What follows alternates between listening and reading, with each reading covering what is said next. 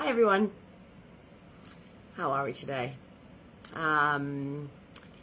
So here's me showing up again to the ring light and my commitment to make more live video content because this seems to be what people really love from me. And also I've realized that there's no point me making some schedule of 10 things you need to know or reality check 101 or any of this kind of shit. The best way for me to do these and share who I am and what I know with you is to just actually do it off the cuff when it inspires me, when it motivates me. And usually that's after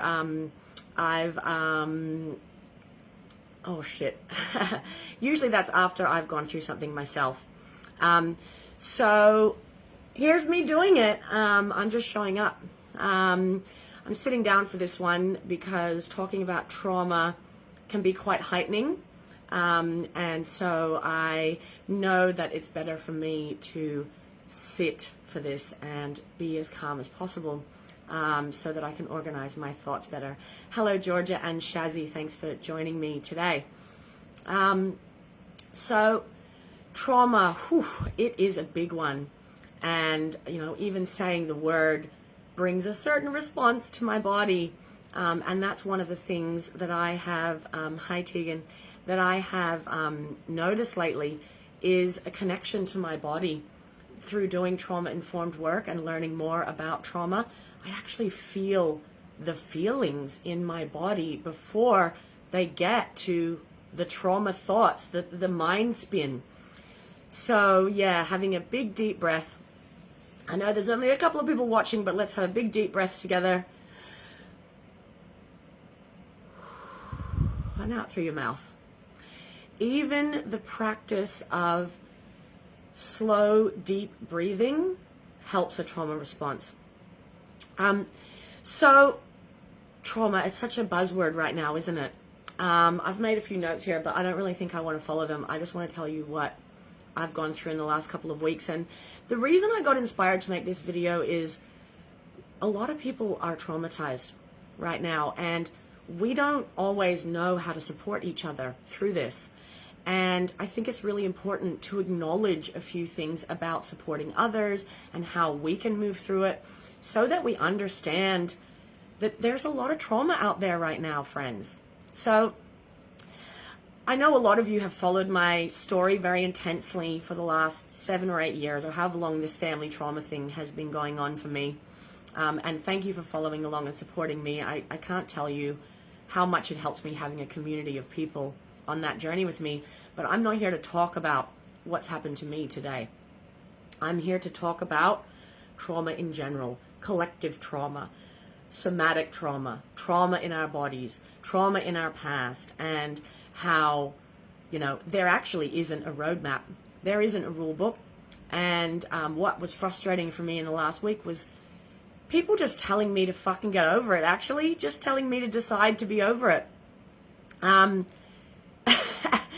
as much as, I know that they said that out of pure care and love for me because they don't want to see me going through it anymore, trauma is not a choice for a lot of people, okay? So it doesn't matter whether you have PTSD from being in the military, and I know a couple of ex-military people who will understand this. It doesn't matter whether you lost a parent to cancer really young, or you lost a child or maybe multiple children through miscarriage or various other reasons.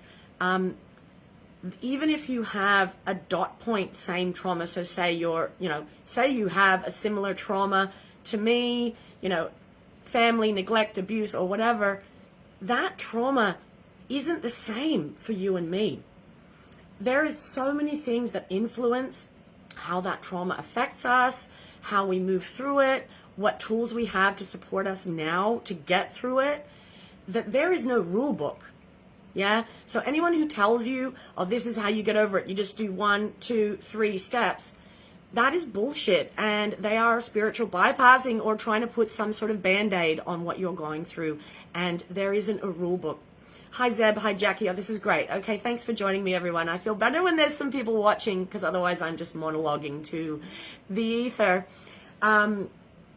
So my trauma is not your trauma, is not the person next to you's trauma, even if it looks the same. Even if you both grew up middle class and you both lost parents young or whatever, you getting through that trauma very much depends on your current supports, your economic situation, what other coping mechanisms you have, and also the quality of your relationships. Like, the beauty of, me being a coach for the last 10 years is I just have this incredible network of supportive people in my life.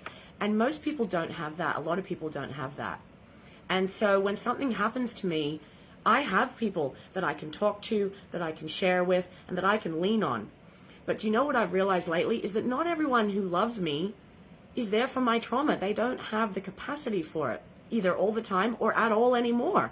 And that is okay. It's okay. And so here's one thing that I've learned is to ask people, do you have space for this right now? Or to tell people, I'm so sorry, I don't have room for this just right now. I don't have the bandwidth, or I'm going through something myself, but I do really want to support you and I want to hear you. So can I call you later when I'm a bit more settled? So this is the first part, is sharing and talking and going through this stuff together as a community is about checking in with each other and being upfront about what you do and don't have capacity for. So that's one thing. So our trauma is not the same, and the ways we get over it is not going to be the same. So telling people, to make a choice or just decide, or even telling people you need to go see someone. Now, for some people who've never done self-work, that might be really accurate advice.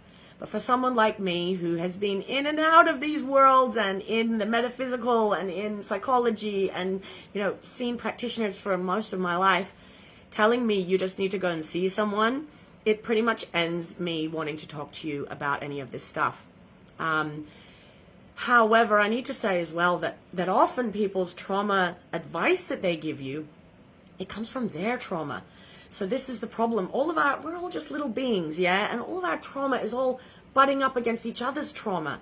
And we have to just really be compassionate, And I guess this is one of my main takeaways as I was thinking about this video. I was like, how do we be trauma informed in the modern world? Lead with fucking compassion. It's pretty simple. Lead with the fact that you may not know what someone else has gone through and you don't know their lived experience. I'm going to talk a little bit about something Ike put on my post this morning. Hello, Ike, if you watch this later. We haven't met in real life, but we're Facebook friends. And Ike mentioned something about his grammar being corrected because in the 70s, he got beaten in school, right? He got beaten in school by teachers for his grammar being incorrect. And that one really, really hit me because when I was at school, in the 80s and 90s, there was no beating going on. Corporal punishment was kind of over. But I see and I hear and I understand that trauma at your grammar being corrected. That brings up all the other stuff. And this is what we have to understand. It's not just the one phrase or the one moment or the one thing that's happened to you. It's what it triggers, and this is where we have to be careful about this whole trigger thing, because my triggers are not your responsibility, actually. They are mine. But if you love me and I tell you that one of my triggers is being put down, which it is, one of my trauma triggers is being put down, because my family put me down a lot in my life. And it's an Aussie thing, especially with guys. I love you, all my Aussie male friends, but one of the ways that Aussie men show love is to do this sort of ribbing and this putting down. And, one of my dearest, oldest friends, who's like my brother, Mittens, we went through this 20 years ago where I was like, that doesn't feel like love to me. And he's like, but that's how I love you. I said, yeah, but it makes me feel like this. And it's so interesting because now he doesn't rib me. And so even though that's still his comfortable way to show love, he doesn't do it to me in that way. And so it is possible to navigate each other's traumas together, I believe, And so what happens with trauma? So, hey, Dusty. So trauma is stored in the body. And this is a crazy thing that is new knowledge that we're experiencing. Trauma is not just some mental thing that's up here in the cerebral realm. Yeah, it's not just manic anxiety that's up here or whatever, or sadness or depression. Trauma is actually stored at a cellular level in the body. And so when childhood trauma happens, which, usually is in that age of 0 to 7, things happen in 7. So there's developmental increments. 0 to 7 is a really big one. So things that will happen to you up to 7 that are traumatic, they do actually get stored in your cells of your body. I'm not a scientist, and I'm not even a psychologist. I've just learned this stuff from years of experimentation, processing, research, and learning, basically learning about myself. So all I can really offer up to you is my own experience, and also my work of 10 years with clients who sometimes come to me in a pretty traumatized state, even though they think it's about their business, and then we work out that actually there's other underlying traumas going on. So trauma responses, and Marissa also mentioned this in the thread this morning about fight, flight, freeze, fawn. And if you don't know about these trauma responses, fight, flight, freeze, fawn, I'm not going to explain them heaps on this video. There's loads of research out there and things you can read about these trauma responses. And it's interesting because we knew about fight or flight. We knew about fight or flight, and then we knew about freeze. But fawning is a bit new. And fawning is based on people pleasing, and I really encourage you, if you are interested in this stuff and you feel, if any of this resonates with you, go and have a look at, some research about these trauma responses. But as Marissa said, once you have some coping tools, whether they are medication, CBD, or talk therapy, or friends, or things that deep breathing that work for you, you can catch those trauma responses. It's actually possible to catch them as they're happening, and you can observe a little bit, like I'm in a freeze state, or I'm about to fawn, and you can kind of notice these things happen for yourself and make a choice to have a different reaction. So the initial trauma reaction probably remains the same, but your response to that, you can change, right? So you can choose what you do with it over time and with work, right? And so this is the thing. There is no quick fixes. I'd love to tell you that there's a pill you can pop to get over your trauma. There isn't.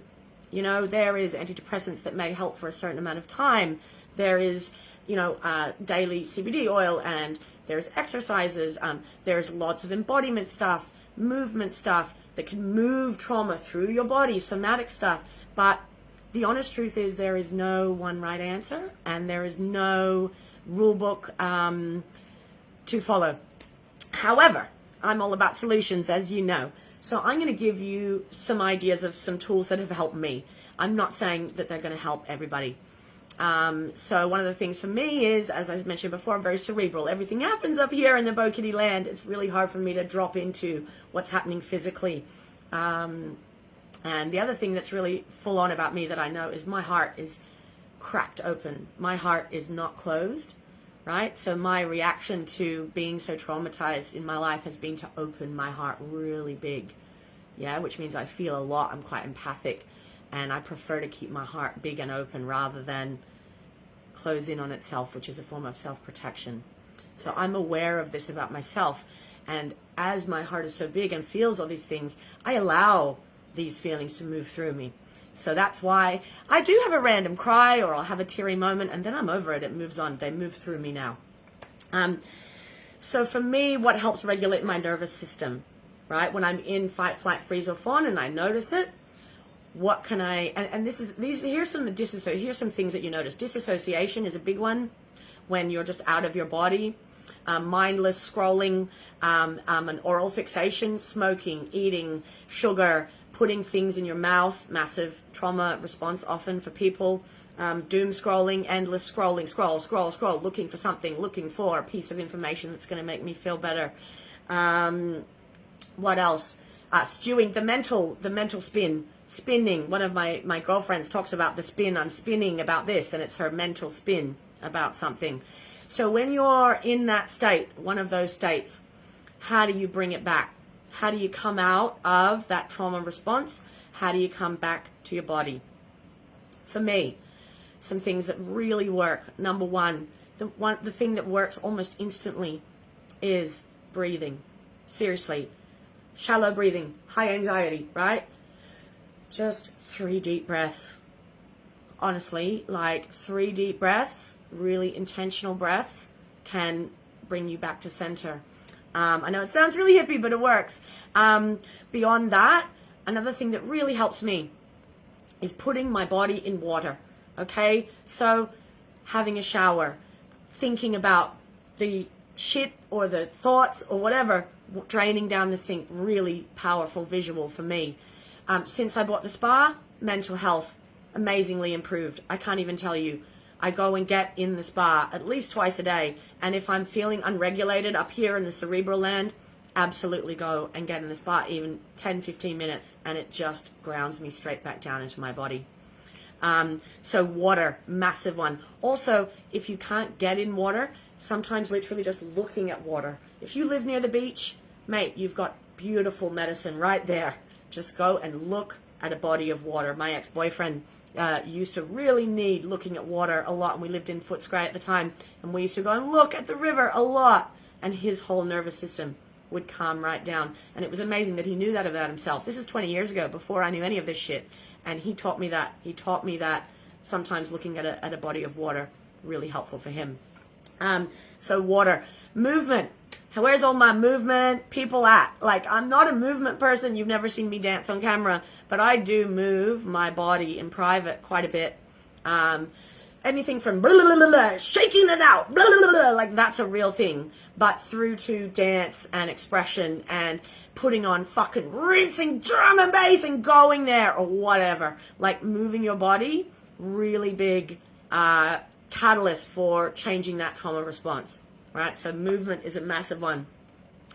Another one that's so simple and easy and we overlook it is nature, you know. And so another one for me is if I've had a really full-on day and there's a lot going on up here in the brain space, going for a walk in the park, just going for a walk, moving my body in nature, putting the devices down, massive, right? Going for a walk in nature, coming back and having a spa, and I have reset myself, right? So walking in nature, it sounds so simple. It is free, my friends. It is free, and you need 20 minutes minimum to reprogram whatever's going on cerebrally. Not on the device, just walk. You know, and sometimes I'm on the phone. I wear headphones now, so sometimes I'm on the phone just chatting and talking to people in nature. Really big reset. Honestly, if you're not walking 20 minutes a day in nature at the moment, what are you even doing? Right? Especially at this age with the trauma we're going through. Get for a walk. Do it. Georgia, everything I have been doing, yes, amazing. I love that this is resonating with you, Georgia. Thank you. If you've got any more things you want me to talk about, put them in the comments, friends, and I will. So the other thing I want to talk about that's really important, and it's going to make me a bit teary talking about it, hugs. Hugs. My mate Chris was over this morning, and we were talking about something where I was getting a little bit heightened, and he said, can I give you a hug? And he gave me a big hug, and I just need to tell you guys, we don't hug each other enough, and I mean a proper hug, not a floppy, flaccid, half-assed hug. I mean a real hug, you know. And here's what's tricky for me. I live alone, and I don't have a partner right now. I don't have a family, like in my state or in my life, right? Like, you know, and so I need to ask for hugs a lot. People need to ask me. And let me tell you, friends, I am up for a hug. I am up for a big, long hug, you know. And what's beautiful about me and my life and my network is I see people every day, and I have people I can ask for a hug, you know, and I want that for everyone. So let's foster an environment where we ask people these things. Do you have room to listen to me vent a bit about my trauma today? You know, hey, I don't quite have the bandwidth for this now, but I really love you and I really support you, right? Hey, can I have a hug? Like, can I have a hug? Can I have a cuddle on the couch?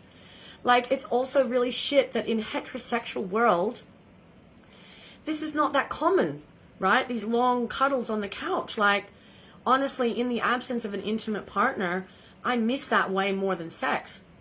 I do. I miss intimate cuddles on the couch way more than sex. And so it's really important, I think, to be able to have these chats with people. Hey, I just need to go for a walk and talk. Or I really need a hug, or whatever it is. Hey, Steve. Hey, Anna. There's a few people watching now. It's great to see you all here. I'd love to hug you all. I'm just giving you all a really big, tight, Bo Kitty, like, hug right now. Hug yourself. I did this during COVID a lot. Just give yourself a big hug. Even that feels good. It does. So, hugs is really big. And one other thing I really want to talk about is advice giving when people are in a trauma state. So I'm a big fixer, as you guys know, right? I'm a solutions woman. And I got to admit to you, 20 years ago, I lived with a couple of girls they were a partnership, a couple of babes who were together. And one of these girls really struggled with depression. And depression is not really a place that I often go or have hung out very long. Like, I don't really do depressed, yeah? I grieve and I feel and I'm manic and anxious and I have all these things, but I don't really do depressed. And so it doesn't make sense to me in a lot of ways, right? And I used to think about, why didn't she just decide to get over it? And the honest truth is, depression can be a chemical imbalance, friends. And it's like trauma. It can be stored in the body. It's not just a choice to get over it. You know, I never said that to her, but I used to wonder about it.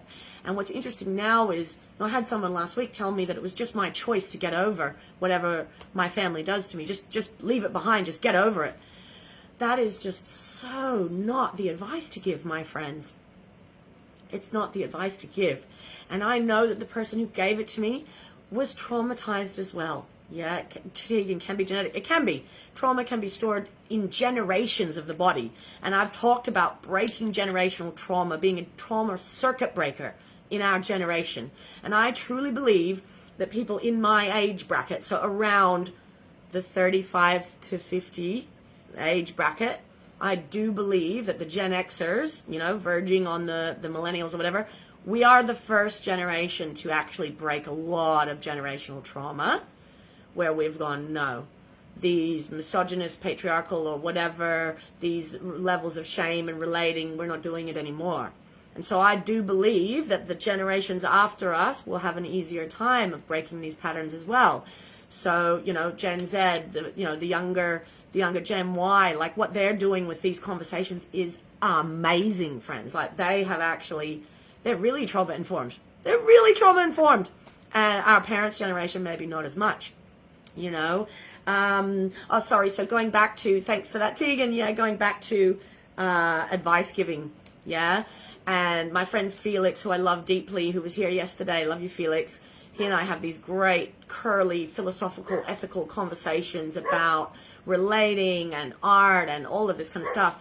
And Felix was saying to me that he's got this great thing with his fiance, where when she brings a problem to him, he asks, he stops and he asks, is this a fixing problem or is it a listening problem? Because he generally is, you know, a man, and men like to fix, and, you know, that's just how they're hardwired. And she's able to then tell him, no, it's a listening problem. And he's like, fine. He takes his fixer hat off and he just listens. And so this is the same with trauma.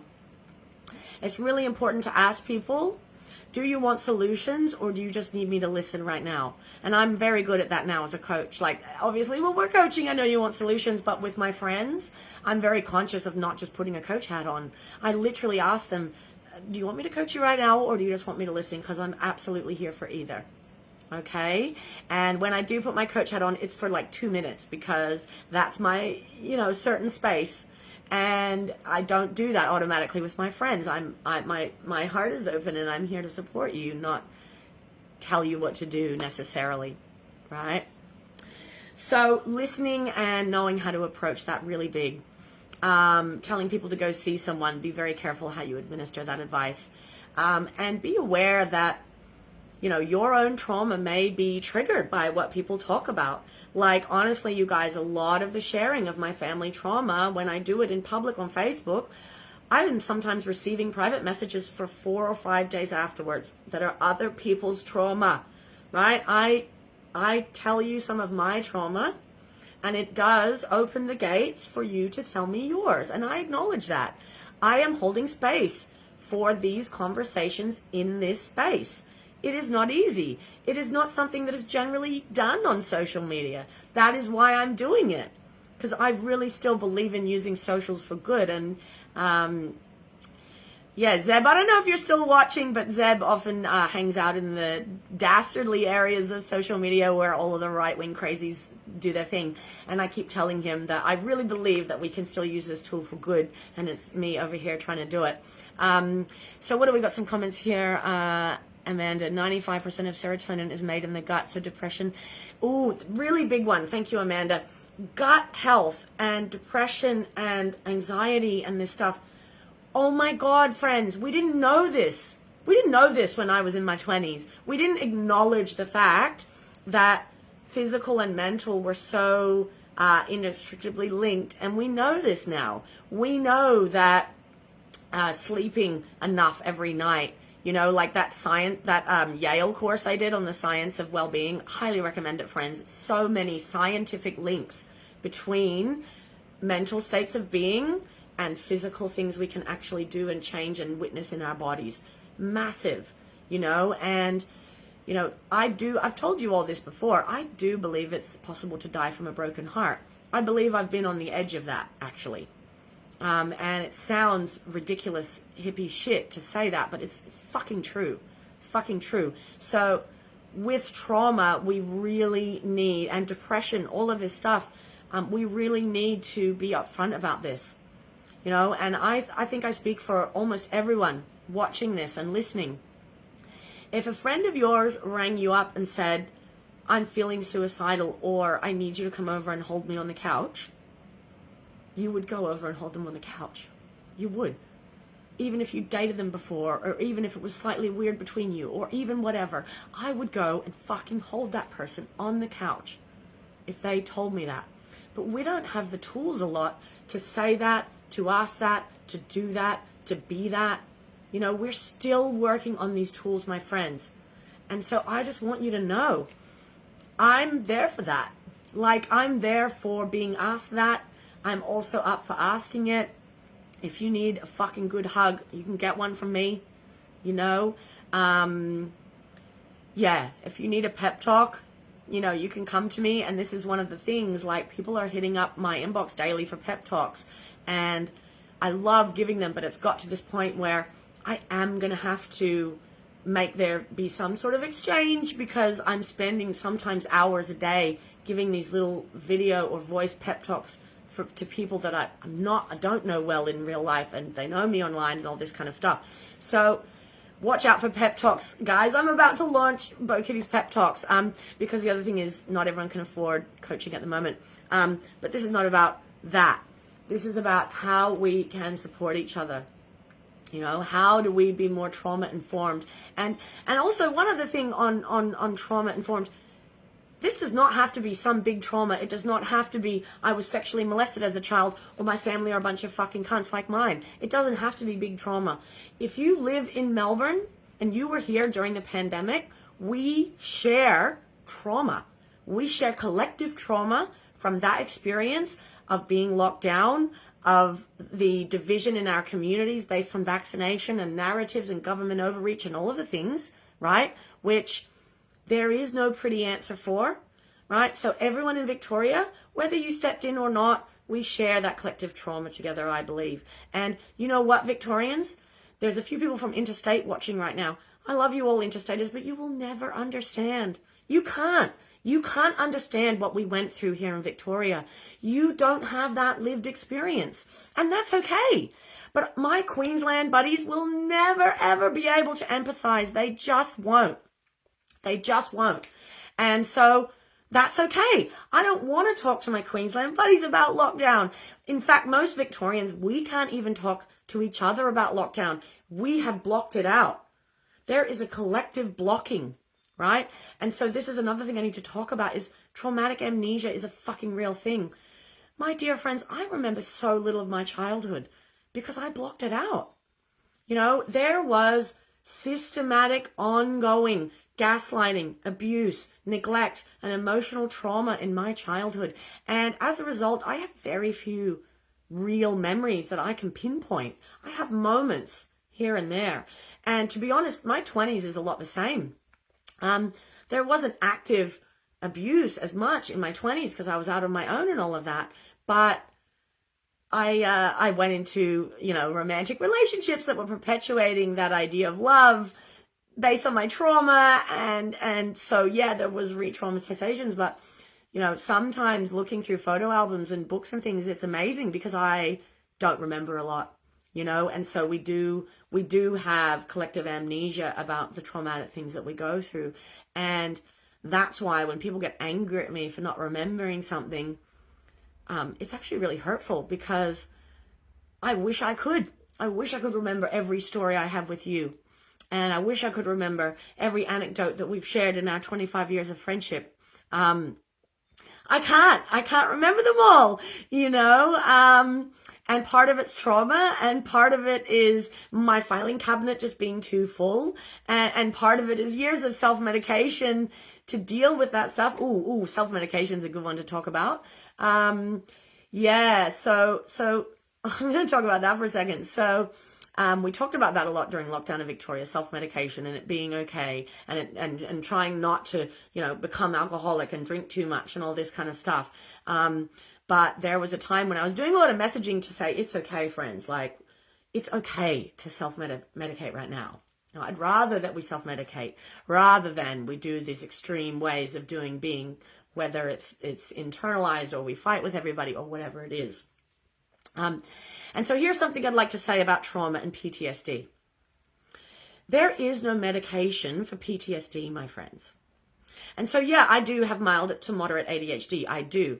But the main thing that I've been diagnosed with by a psychiatrist, a medical professional, is that I have PTSD from family trauma. And even being told that, oh my God, massive for me to be told that I actually have that. Because I was gaslit my whole life. And so, okay, great. So now I know what the container is. I know what it is. It's PTSD. There is no medication for PTSD, my darlings. There isn't any. The only things that you can do really for PTSD is talk therapy, right? With a psychiatrist, psychologist, but also I do it with people every day like this. And you can do it with amazing friends if they understand you and you have an exchange and they're on the level. Talk therapy helps PTSD, right? The only other thing that actually really does help with PTSD ongoing as a solution is psilocybin, is magic mushrooms. And it's crazy that we live in Australia, one of the most conservative countries in the Western world. We still don't have legal weed, and yet we have now legalized trials of psilocybin and MDMA for trauma, PTSD, and depression. Amazing. The problem is, and I was talking with Adam Brown about this. Adam, I don't know if you watch my content, but we had a big back and forth about this the other day. It's $25,000. It's $25,000 to even access this therapy. So it's inaccessible again. And so this is why I've done a couple of posts lately about microdosing, because I am doing that. I actually had a microdose this morning. And I'm on a protocol. I'm being very strict about it. I'm doing it in a scientific way, as much as you can with mushrooms you found in the park. But honestly, I do believe that it has helped me move through these last couple of weeks in a more effective and better way. So the honest truth is there is no medication for PTSD. There is only tools and coping mechanisms and things we can do to move through it. And something that Sammy and I talked about this morning is there is no end point to the healing here, friends. You just integrate it better. Trauma doesn't end. It doesn't just poof, magically go away. You just learn to integrate it into your body, into your life, and into your personality in a way that is less painful for you. And I say that with actually a lot of authority, my friends, because the stuff that has happened to me in the last decade and with this whole identity crisis and the ongoing abuse that's still happening this week, I'm still being abused from afar. More resilient people would not be here, and I know that I'm resilient, but I'm just here to tell you it is never fully gone. It just lives in my body in a different way, and I can process it in a different way. So trauma never fully goes. Okay, but I do believe it can get to a point where we don't fall into that pit of the despair anymore. We're not re-traumatized every time it comes up. I mean, seriously, every time I saw a parent-child moment, a lovely parent-child moment on TV, I would lose my shit for years, for the last 5 years. Do you know how often that happens? So often. Oh my God. I had to avoid social media on Father's Day, Mother's Day, Easter, like Christmas, like all of these moments, because any point where a parent and a child shared something lovely was a trauma trigger for me. And it's not there anymore. I actually love all of your posts now about your amazing parents and what they do for you and the support and the love, because I never had that. And so I love that you had that. I do, and I'm able to love that for you without feeling traumatized for myself because I didn't have it. You know, and another thing I will say about that is this meme I saw the other day that was like, oh, just hit me right in the kisser. And it was, trauma isn't just the things that have happened, it's the things that haven't happened. And for me, I never had a supportive birth family. I never had a place to rest. I never had a place where people were like, we love you and you're beautiful and you're important no matter what you do in your life. I never had that. And I do more than that sometimes. I wish I had. I'm going to get teary thinking about it. But I do deserve a family who loves me. I really do. And what's funny is, you're it. I've created it. You're all it. You know, and so I do have a family that loves me, but I didn't have one when I was little. Little Bo didn't have one. So thank you. Thank you for being here with me. And here's my sister, Alex. She rang me the other day and said, can I be your sister? We haven't even met in real life. But I've adopted her as one of my sisters. This is how we get to do it in the world now. Fuck all of that. Fuck all of that blood family shit, my friends. That doesn't mean anything in the world we're creating. It's the people who are there for you, who love you no matter what. Right? And they take all forms. I have chosen family. I have aunties. I have sisters. I have brothers. You know, I even have adoptive parents. My bestie, Nicole, she told me that her mum and her sister want to go and visit my mom's house. And I was like, that makes me feel so loved that you want to go fight for me. You know, that really does make me feel loved, that people want to go fight for me. You know, and I'm seeing a lot of love popping up on the thread here. Thanks, everybody. I love you. It's true. I really believe we're building this family together. You know, Gen Xer, breaking into generational trauma. Yes, 100%. Oh, sorry. The comments do weird stuff when I try and look at them. But yeah, I really believe, my friends, that we are reinventing this story. We are doing it together. We are creating a trauma-informed world where we love each other. Yeah, and where we don't gatekeep that love. Fuck gatekeeping your love. Man, the number of men lately that have entered my life who are obviously enamored, fascinated, and attracted to me, who can't just tell me what's going on for them. They can't just tell me. And I just don't have room for it. Fucking tell me. You know, like, just be honest. You know, and this is where I don't gatekeep my love, mate. I tell everyone how much I love them. I tell you all. I literally post to all of Facebook, I love you, and I fucking mean it. You know, why gatekeep your love right now in the world with the way the world is and everything we're dealing with? Why would you gatekeep any feelings of optimism and positivity and love towards other people? I just don't know why you would do it. So yeah, definitely tell everyone you love them. It's a really big, good way to deal with trauma.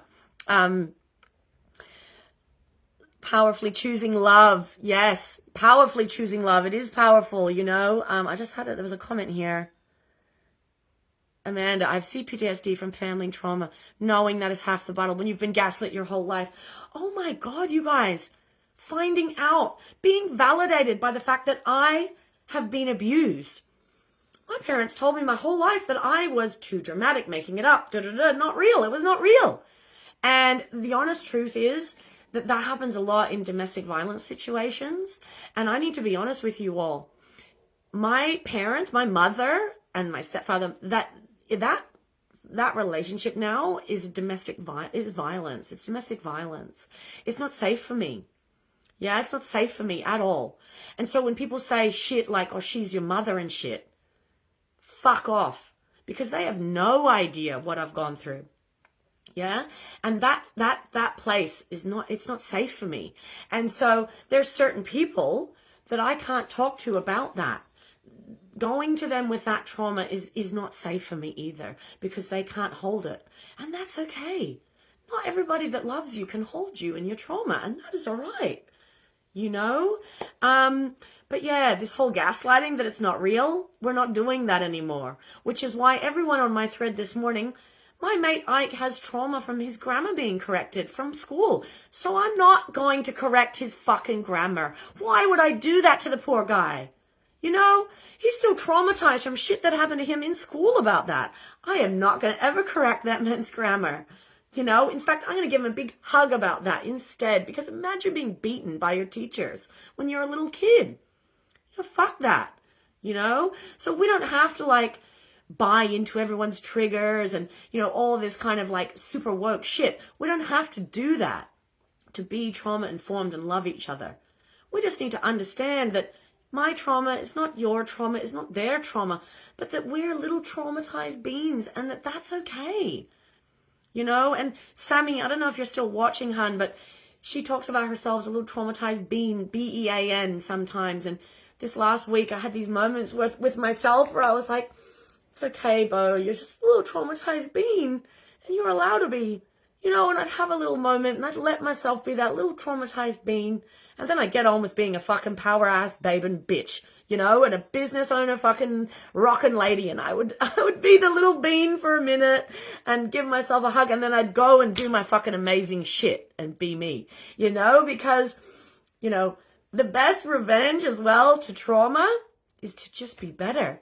Just be better, you know, and this is where the idea of, you know, revenge on people who've hurt you is so silly, you know, and, you know, because I do believe in karma. I believe it gets delivered by the universe, not necessarily us. And you know, that the best thing that we can do, the best way that we show that we've overcome it is by living your best life. You know, it really is. It's by being your best self, whatever that looks like. You know, and that's why I'm not gatekeeping this stuff I know and this way I have of being able to explain this stuff to you all. I'm just going to do more of these videos because I love this shit. I love this shit. And it actually brings me more clients who appreciate my authenticity. I think people understand now that when I share about trauma, it doesn't mean I can't be your coach. Like, it means that I just put a different hat on and, you know, in that moment, I fully show up for you, whether I've had a cry that morning about something else or not. You know, I'm just going to scroll through these comments again. Tegan, I've been using celery juice. It's good for mood stabilizing. See, incredible. Like I'm not into celery juice at all, but there are lots of things that we can use, my friends. There are so many tools, you know, and it's about actually sharing them with each other so that we know what they look like, you know, and trying them out. Like, try them out. What have you got to lose from doing a bit of, you know, movement or putting on some weird music? Like, I dance crunk all the time to the animals in the house, and they just watch me on the couch like, what's she doing? But I just like need to move and blah, blah, blah, just like change the moment, you know? See you, Tegan. Have a good day, babe. Not all families are safe and healthy. No, they aren't, Amanda. Absolutely. My family is the only cause of my trauma, friends. Seriously. The world has mostly been really good to me. My friends, my community has held me since I've been 20. I was homeless at 16. It's funny. I put up a photo of me on a horse the other day at 15, and my friend Carl was like, oh, you lived a really kind of middle-class life at 15, and then you were homeless at 16. I was like, yeah, I lived like a middle-class life. And then I got kicked out with my worldly possessions on the streets at 16. So family is the source of my trauma, all of it. All of it. I haven't had issue really, you know, hustling money and, you know, what sucks though about family being the source of my trauma is that relationships are hard for me, as in intimate relationships.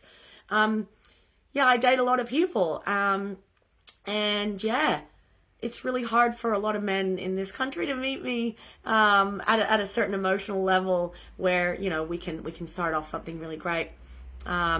So yeah, it's a family is not safe for a lot of people. And I was preaching this during lockdown when they're like, just be with your family. And I was like, fuck, like 20% of Australians don't have a family.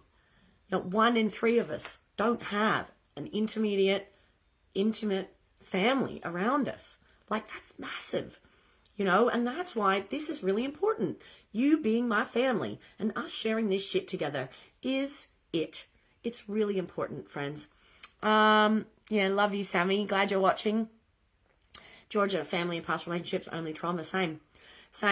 So, I had only a few notes today. I don't know how long I've talked for, but the last one that I have and the last thing I feel I need to say today is let yourself feel it. Let it happen. Because when you deny it and you push trauma away, especially with others, it's not happening, it's not real, it's not whatever, mate, you are going to get fucking bowel cancer. You know, I kind of believe that's what cancer is. It's when we hold on to shit and these cells go around it because we're not letting the shit out. Like, let it move through you, whatever it is. Sadness, fear, depression, grief, anxiety. You know, let it happen. Let yourself feel it. You know, I do believe that this is a muscle that we flex. The more you feel, the more you get better at feeling. And you're like, oh, I've got the happies, and now I've got the woos, and I've got the da. And not everyone moves through feelings as fast as I do. A lot of people's cycles are real slow and bigger. Mine are quite fast. And I know this about myself. So when I'm in a relationship now, and the guy I'm with, we have a moment, I know that I'm usually over it much quicker, and sometimes the man takes longer to process and come back around. And so I'm very good at explaining that now. Hey, I'm not feeling angry anymore. I'd like to schism this. I'm ready for whenever you are ready to move past it, or whatever it is. Talk about it with each other. You know, the way we are trauma informed and we move through our trauma is by sharing. There's no other way, you know, and I said it in one of my posts last week when the trauma happened to me. We need to heal this collectively. We heal our traumas together, not as an island. We heal it in relation to others, especially family, love, relationship trauma. The only way we heal that is in relationship with others, by loving others, by allowing our hearts to open to others. Not doing this. I don't want to do this. I don't want to go in, you know, and have this like solid boundary around my love. That is a protective mechanism, but it's not safe for me. I want to be open. And even if that hurts like fuck, right, I'm still going to do it. Amanda, I got CPSD and then I got stage 4 cancer. I know it was trauma. I did mega work releasing trauma and I'm healed from cancer now. Amanda. See, Amanda and I haven't even met either, but I feel her. I feel her because my heart is so open. And everything she just said there, I'm so proud of you, Amanda. You're amazing, girl. Like, wow, you know, and I get to be in relation with these people on the internet. Like, it's incredible. You know, I love that I haven't met a lot of you, and yet we share this together. Sending you a really big hug, Amanda. Everybody give Amanda a big hug right now, energetically. You know, and this is the other thing. Energy. Like, I hate to say it and sound like a total hippie witch. Energy, man. Like, notice who's traumatized around you. I can see it. You can see it in their eyes. You can hear it in the waver of their voice. You can feel it in the shake of their hands. You know, and go gently on those people in that moment. Whether it is family trauma, whether it is their grammar being corrected. Yeah? It doesn't matter what your trauma is. Your trauma's fucking valid. Your trauma is valid to you. Okay? It's valid to you. Not everyone has to understand. Hi, Kate. You know, and so really important to understand that. My mate Tim, I don't know if you watch these, but hey, Tim, he's ex-military, you know, and we've talked about that. He's got PTSD from being ex-military. I have PTSD from family trauma. Our trauma's not the same. But our PTSD response can be the same. You know, and if anyone watched the recent Alone, where Gina won, yeah, Gina, we love you, Gina. The guy in it, I forget his name, but the guy who was ex-military with his PTSD, and when the choppers came over, fuck me. That was a beautiful moment on national TV, on international TV, for someone to be so open about what happens during PTSD. That trauma response, he showed us it. He led us into it. He was alone in a fucking forest and had no choice, and he let us in. And for me, that was so reassuring, because I haven't been in the military. I haven't. Choppers overhead don't traumatize me like someone who's been in the military. But his reaction in that moment,